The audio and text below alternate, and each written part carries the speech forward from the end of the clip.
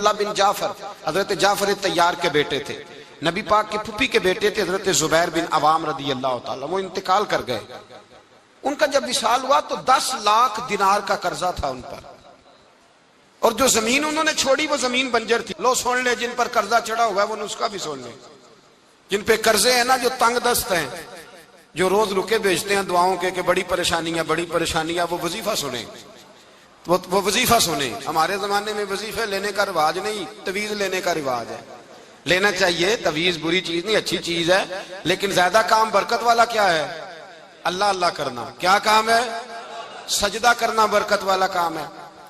حضرت عبداللہ بن جعفر طیار کہتے ہیں میں نے قرضہ لینا تھا زبیر بن عوام سے، وہ وصال کر گئے۔ میں ان کے بیٹے کے پاس گیا، عبداللہ بن زبیر کے پاس۔ میں نے کہا پیسے لینے تھے، کہا بالکل لینے ہیں، میرے ابا جی مجھے وصیت کر کے گئے، لکھ کے گئے کہ یہ پیسے دینے، اور وہ یہ لکھ کے گئے ہیں، میں زندگی بھر کوشش کرتا رہا ہوں، ادا نہیں ہو سکے، بیٹا تیری ذمہ داری ہے میرے قرضے ادا کرنا۔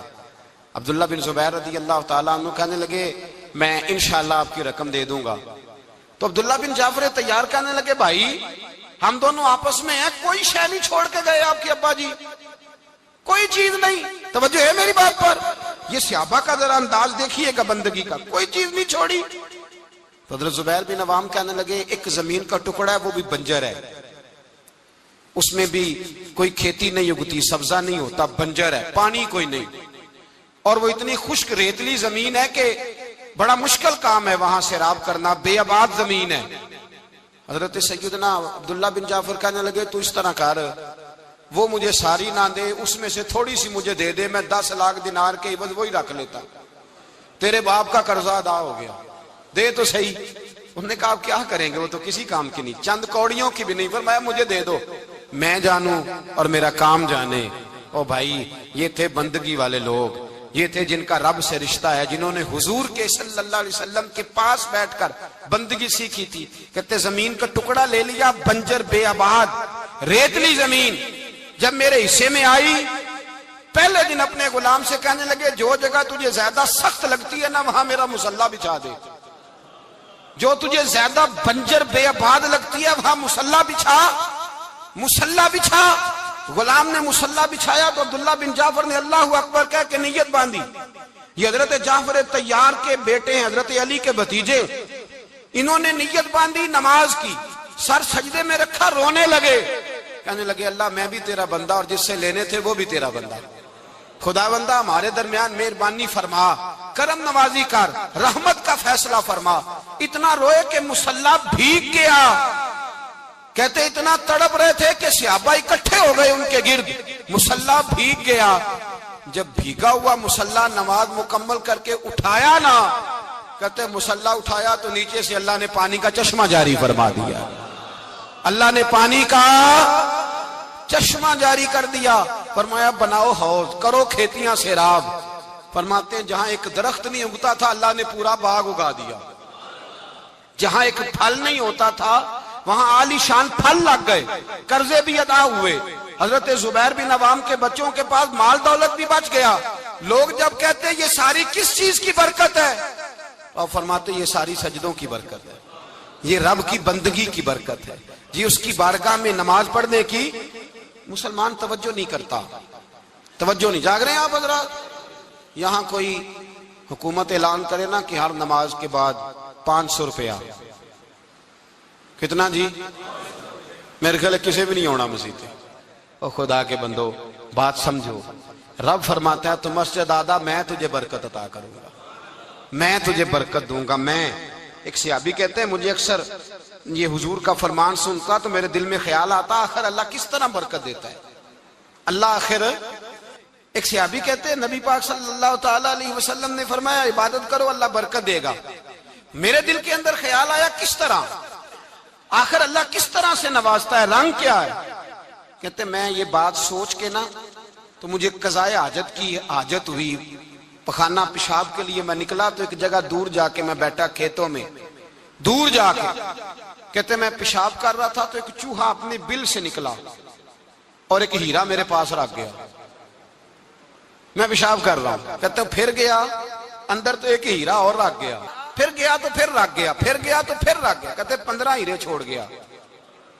اب میں فارغ ہوا، وہ ہیرے اٹھائے، گھر نہیں لے کے گیا، مسجد نبوی میں گیا کہ حضور سے پوچھوں میرے لیے جائز بھی ہیں کہ نہیں. بلوں سے نکل رہے ہیں، بلوں سے پیسے نکل رہے ہیں، ہمارے سارے بلوں میں ہی چلے جاتے ہیں.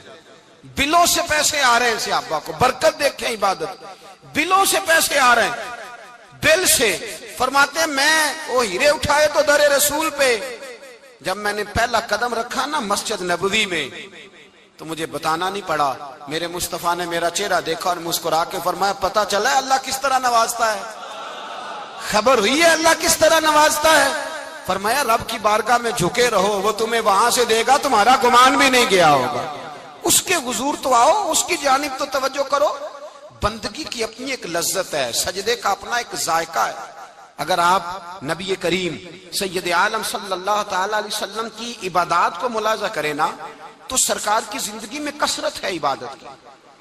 اعلان نبوت سے پہلے کتنے کتنے مہینے حضور غار حرا میں عبادت کرتے، تنے تنہا. حرم کعبہ قریب تھا لیکن وہاں رش ہوتا تھا، لوگ ہوتے تھے. فرمایا میں اکیلے میں اپنے رب کو منانا چاہتا ہوں. کتنے کتنے ایام حضور غار حرا میں عبادت کرتے. پھر صحابہ کرام علیہم رضوان فرماتے ہیں کہ مدینہ منورہ میں حضور کا یہ رنگ ہوتا، اتنے لمبے سجدے کرتے کہ لگتا روح مبارک کی پرواز کر گئی، اتنے لمبے سجدے کرتے. حضرت سیدنا معاذ بن جبل رضی اللہ تعالیٰ عنہ فرماتے ہیں 3 دن ہو گئے حضور چلے گئے، مدینے میں نظر ہی نہیں آ رہے. صحابہ پریشان، ابو بکر صدیق، عمر فاروق، عثمان غنی، مولا علی ڈھونڈتے پھرتے. حضور سید عالم صلی اللہ علیہ وسلم کا پتہ نہیں. فرماتے ہیں جناب صدیق اکبر گھومتے گھومتے جبل سلا کی پہاڑی کے قریب گئے. ایک چرواہا بکریاں چرا رہا تھا، اس سے پوچھا تم نے میرے محبوب کو تو نہیں دیکھا؟ تو کہنے لگا مجھے نہیں پتا تمہارے محبوب کون ہے. ایک آدمی آج 3 دنوں سے غار میں رو رہا ہے، اتنی شدت کے ساتھ روتا ہے کہ میری بکریاں جا کے غار کے سامنے بیٹھ جاتی ہیں اور بکریاں بھی روتی ہیں. میں بڑا کھینچتا ہوں پر لوٹتی نہیں، رات کو گھر لے کے جاتا ہوں تو جاتی نہیں، سویرے باڑے سے نکالتا ہوں تو دوڑی ہوئی آتی ہے، پھوٹ پھوٹ کے روتی ہیں. لیکن حال یہ ہے کہ دودھ پہلے سے بھی زیادہ دیتی ہیں. حضرت ابو بکر صدیق کہنے لگے یہی تو میرے رسول پاک علیہ الصلوۃ والسلام کے نبی ہونے کی علامت ہے. اس صحابہ کو بلایا. 3 دن سے حضور سجدے میں ہیں. کتنے دنوں سے؟ یہاں سجدہ لمبا ہو جائے تو امام کے پیچھے لوگ بھاگنے لگتے ہیں کہ صاحب آپ تو فارغ ہیں، مجھے تو ڈیوٹی پہ بھی جانا تھا. 3 دن سے حضور سجدے میں، اتنا طویل سجدہ، اتنا طویل. صحابہ کہتے ہیں قدموں میں جا کے لگے، محبوبہ بس کریں آ جائیں. تو حضور نے فرمایا رب نے سورہ ہود نازل کر دی ہے، سخت حکم آ گئے ہیں. وہ کہتا ہے میں تیری امت سے حساب پوچھوں گا، میں اپنے رب کو منا رہا ہوں. بکر جاؤ مجھے منا لینے دو. حضور نے ہمیں بتلایا ہے کہ رب کو سجدہ کریں تو رب مانتا ہے. اس کو منانے کا طریقہ سجدہ کرنا ہے، جھکنا ہے، عبادت کرنا ہے. کہا وہ مانے گا تو میں آؤں گا. تڑپ گئے صحابہ. اور ایک روایت ایسی بھی ہے کہ جب بات نہ بنی تو حضرت فاطمہ سے عرض کیا.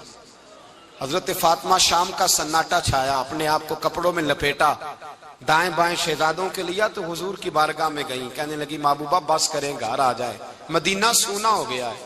مسجد نبی کی دیواریں بھی روتی ہیں. یا رسول اللہ ستون مجھ سے آپ کا پوچھتے ہیں، گھر آئیں. نبی پاک نے فرمایا فاطمہ تو بھی دعا کر، میں بھی دعا کرتا ہوں. حضرت فاطمہ بھی ساتھ والے کونے میں سجدے میں گر گئیں. پھر دعا ہوئی، پھر التجا ہوئی. حضرت جبریل آئے، کہنے لگے محبوبہ رب کہتا ہے سار اٹھاؤ، وَلَسَوْفَ يُؤْتِيكَ رَبُّكَ فَتَرْضَىٰ. اللہ فرماتا ہے میں آپ کو اتنا دوں گا کہ آپ مجھ سے راضی ہو جائیں. تو حضور تو سجدے کے عالم میں. حضرت سیدنا عبد الرحمن ابن عوف کہتے ہیں میں حضور کے ساتھ تھا. ہم مسجد نبی سے نکلے تو سامنے ایک باغ آیا. حضور فٹافٹ گئے اور باغ میں سر سجدے میں رکھ دیا. دیر تک حضور نے سجدہ کیا، اتنا لمبا کہ جیسے کسی کی روح پرواز کر گئی. کہتے میں حضور فارغ ہوئے تو عرض کی حضور اتنے لمبے سجدے کی وجہ؟ تو فرمایا میرے پاس جبریل آئے تھے اور انہوں نے کہا یا رسول اللہ رب کہتا ہے آپ کا جو امتی ایک بار درود پڑھے گا اللہ اس پہ 10 رحمتیں نازل کرے گا، اللہ اس کے 10 گناہ معاف کرے گا، اللہ اس کے 10 درجے بلند کرے گا. تو میں نے کہا سجدہ کر کے شکر نہ ادا کر لوں؟ اس بات پر میں سجدہ کرنے لگ گیا. اس بات پر ایک دوست کے ہاں بیٹا ہوا، مجھے کہنے لگے مبارک ہو بھتیجا آیا ہے. میں نے کہا خیر مبارک. بڑے عرصے کے بعد اللہ نے نوازا، میں نے 5 کلو مٹھائی بھیجی آپ کی جانب، دوستوں کو کھلا دیجیے گا. میں نے کہا اور کتنی بانٹی؟ کہنے لگے منوں کے حساب سے.